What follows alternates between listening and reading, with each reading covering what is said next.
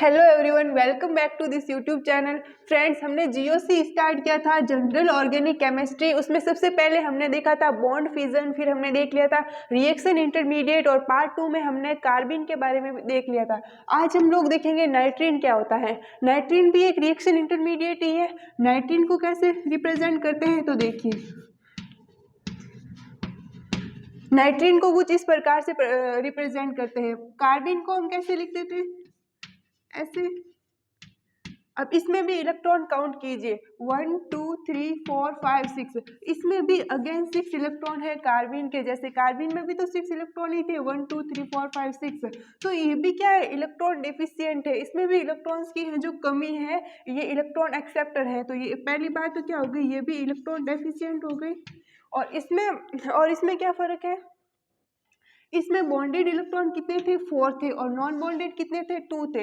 इसमें बस यही फर्क है, डिफरेंस है। इसमें नॉन बॉन्डेड इलेक्ट्रॉन तो 4 है और बॉन्डेड इलेक्ट्रॉन 2 है। नॉन बॉन्डेड कितने हो गए, नॉन बॉन्डेड हो गए 4 इलेक्ट्रॉन और बॉन्डेड इलेक्ट्रॉन 2 हो गए, बॉन्डेड इलेक्ट्रॉन हो गए 2।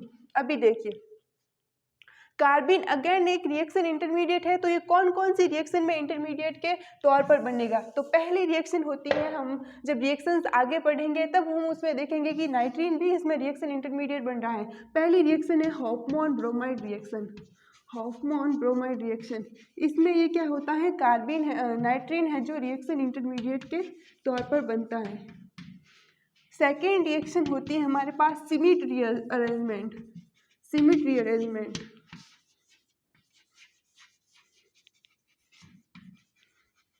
थर्ड रिएक्शन होती है कर्टियस रीअरेंजमेंट,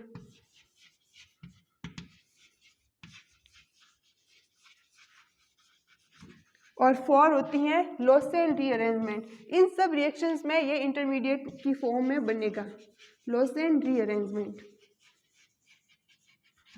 अभी हम देखेंगे, हमने देख लिए सारे reaction intermediate, carbocation, कार्बो A9, free radical, कार्बिन, नाइट्रीन। अभी हम देखेंगे मतलब कोई भी रिएक्शन प्रोसीड होती है उसमें क्या होता है, एक रिएक्टेंट होता है और क्या होता है, कोई सॉल्वेंट अदर मिक्सचर हो सकता है, उससे एक प्रोडक्ट बनता है। हम देखेंगे टाइप्स ऑफ रिएक्टेंट, रिएक्शन में टाइप्स ऑफ रिएक्टेंट देखेंगे। तो देखिए,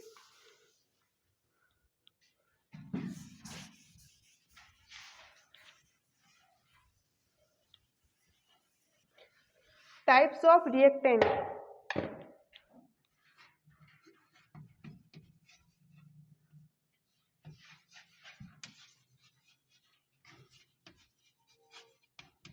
टाइप्स ऑफ रिएक्टेंट में हमारे दो होते हैं रिएक्टेंट, एक तो होता है इलेक्ट्रोफाइल और एक होता है न्यूक्लियोफाइल। इलेक्ट्रोफाइल और सेकंड होता है nucleophile.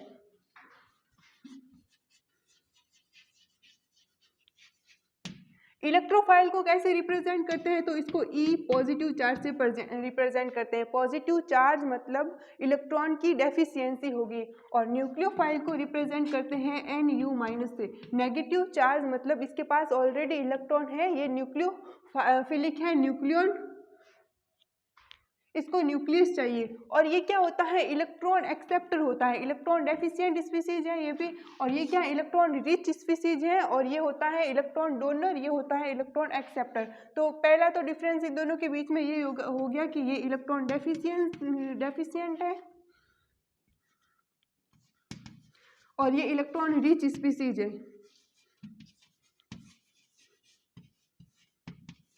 Electron deficient species, electron rich species, और ये इलेक्ट्रॉन एक्सेप्टर होती है। इलेक्ट्रॉनों की कमी है तो इलेक्ट्रॉनों को एक्सेप्ट करनी चाहेगी, और ये इलेक्ट्रॉनों को डोनेट करनी चाहेगी, इलेक्ट्रॉन डोनर है।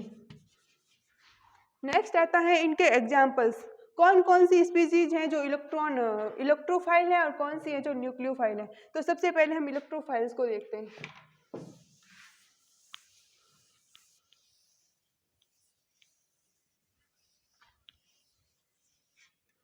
इलेक्ट्रोफाइल,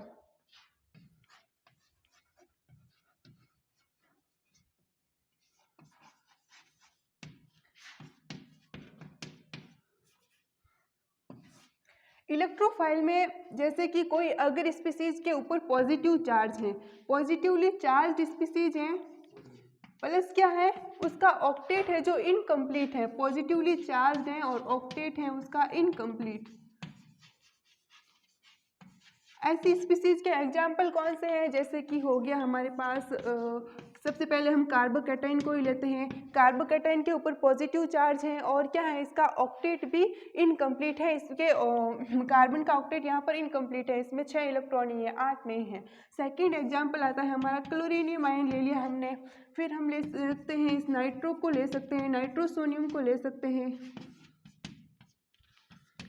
CH3CO पॉजिटिव इसको ले सकते हैं। ये सारे क्या है, इनका ऑक्टेट इनकम्प्लीट होता है और ये पॉजिटिव स्पीसीज होती हैं, इलेक्ट्रोफाइल होती है, इनको इलेक्ट्रॉनों की कमी है, इनको इलेक्ट्रॉन चाहिए। अब इसका भी एक एक्सेप्शन भी है। क्या सारी की सारी पॉजिटिव स्पीसीज हैं जो इलेक्ट्रोफाइल हो सकती हैं? जैसे कि हम एक एग्जांपल लेते हैं, सोडियम पॉजिटिव। सोडियम के ऊपर पॉजिटिव चार्ज है, पोटेशियम के ऊपर पॉजिटिव चार्ज है, कैल्शियम के ऊपर पॉजिटिव चार्ज है, मैग्नीशियम के ऊपर भी पॉजिटिव चार्ज है।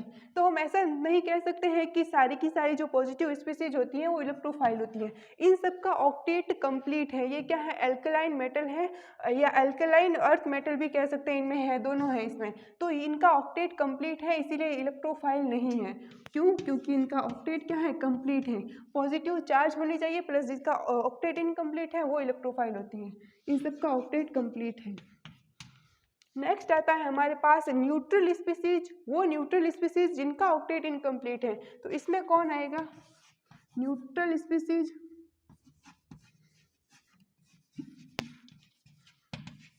प्लस जिनका ऑक्टेट है जो इनकम्प्लीट है। इसमें आता है हमारा सबसे वो जो वेल नोन एग्जाम्पल है वो है AlCl3।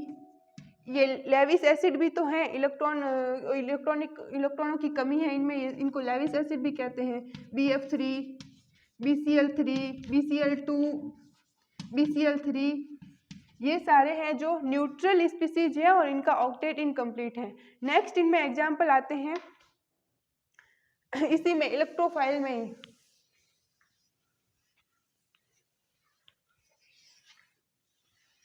न्यूट्रल स्पीसीज होती है प्लस जिनका जो ऑर्बिटल है ना, d ऑर्बिटल वैकेंट होता है। Neutral species, third example, neutral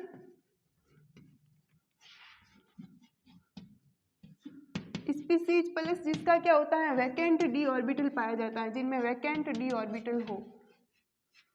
जैसे कि इसमें एग्जांपल आ जाएंगे हमारे, सबसे पहले ZnCl2। इसमें क्या है, जिंक का d ऑर्बिटल वैकेंट है तो ये भी इलेक्ट्रोफाइल की तरह बिहेव करेगा। ZnCl2, SnCl2, SnCl4 हो गया, SF4 हो गया। ये सारे क्या होते हैं, इलेक्ट्रोफाइल्स होते हैं, इलेक्ट्रॉन डेफिशिएंट स्पीसीज है। नेक्स्ट इसमें लास्ट एग्जांपल आता है, जैसे कि कोई सेंट्रल एटम होता है, वो सेंट्रल एटम अगर 2 या 2 से अधिक इलेक्ट्रोनेगेटिव इस एटम से जुड़ा हो, सेंट्रल एटम 2 या 2 से अधिक इलेक्ट्रोनेगेटिव एटम से अगर सराउंडेड है तो वो भी इलेक्ट्रोफाइल में आएगी। जैसे कि CO2 को लेकर हम कई बार कंफ्यूज हो जाते हैं कि मतलब ये इलेक्ट्रोफाइल है या न्यूक्लियोफाइल है, क्योंकि इसके पास पाई बॉन्ड भी है। लेकिन पाई बॉन्ड के अलावा यहाँ पर देखिए इसके पास 2 ये बड़े बड़े इलेक्ट्रोनेगेटिव ग्रुप भी लगे हुए हैं, मतलब ये इलेक्ट्रोफाइल में आएगा। CO2 और SO3 में भी सेम यही बात है, क्योंकि 3 ऑक्सीजन की इलेक्ट्रोनेगेटिविटी कितनी है, 3.4 होती है। फ्लोरीन के बाद सेकंड इलेक्ट्रोनेगेटिव एलिमेंट यही है पूरी पीरियोडिक टेबल में, फ्लोरीन की 4 होती है और ऑक्सीजन की 3.5 होती है। मतलब ये बहुत ही ज़्यादा इलेक्ट्रोनेगेटिव एलिमेंट है जो सेंट्रल एटम से जुड़े हुए हैं, वो भी मोर देन 2। तो ये सारे इलेक्ट्रोफाइल्स में आते हैं। ठीक है, अभी देखते हैं सेकंड जो टाइप्स ऑफ रिएक्टेंट हैं वो है न्यूक्लियोफाइल। न्यूक्लियोफाइल में कौन से होते हैं और क्या होते हैं, देखिए।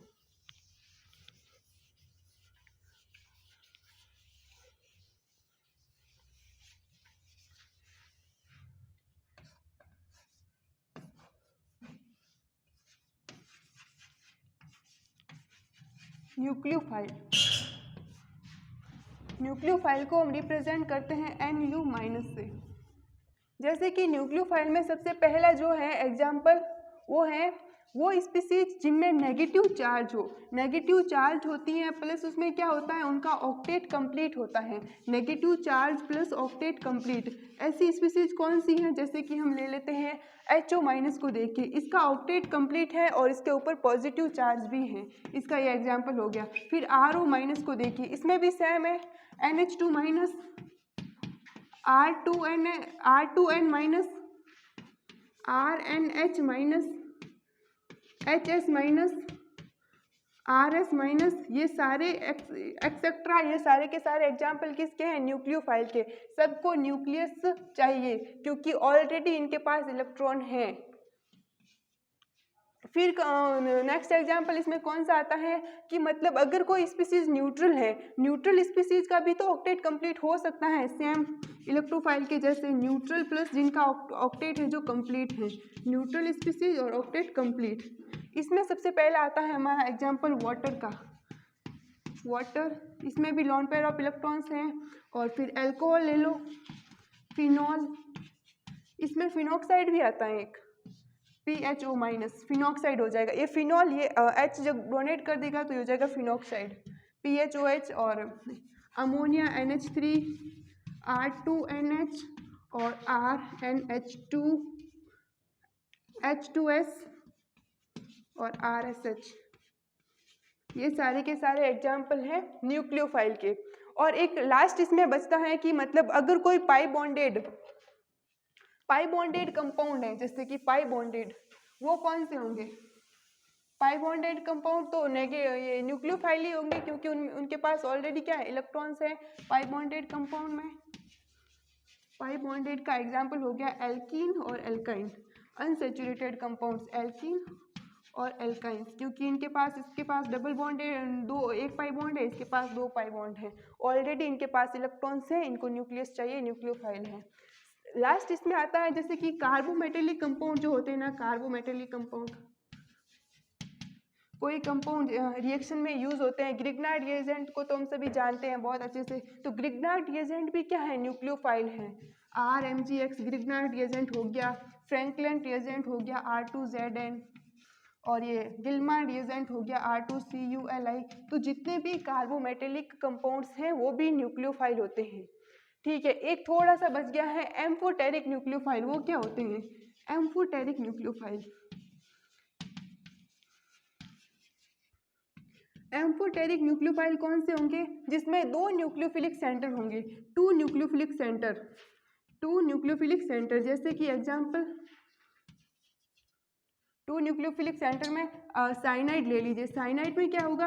कार्बन के ऊपर नेगेटिव चार्ज है और नाइट्रोजन के ऊपर पॉजिटिव चार्ज है, मतलब ये भी अदर स्पीसीज को इलेक्ट्रॉन दे सकता है, ये भी दे सकता है, ये दोनों दे सकते हैं, तो इसीलिए इसको एम्फोटेरिक न्यूक्लियोफाइल भी कहते हैं। और एक इसका एग्जाम्पल और ले लीजिए, नाइट्रेट देख लीजिए, नाइट्रेट में भी सेम है, ऑक्सीजन, नाइट्रोजन के ऊपर क्या है? लॉन पेयर ऑफ इलेक्ट्रॉन है और ऑक्सीजन के ऊपर नेगेटिव है, ये दोनों के दोनों एटम है जो जुड़ सकते हैं। ठीक है।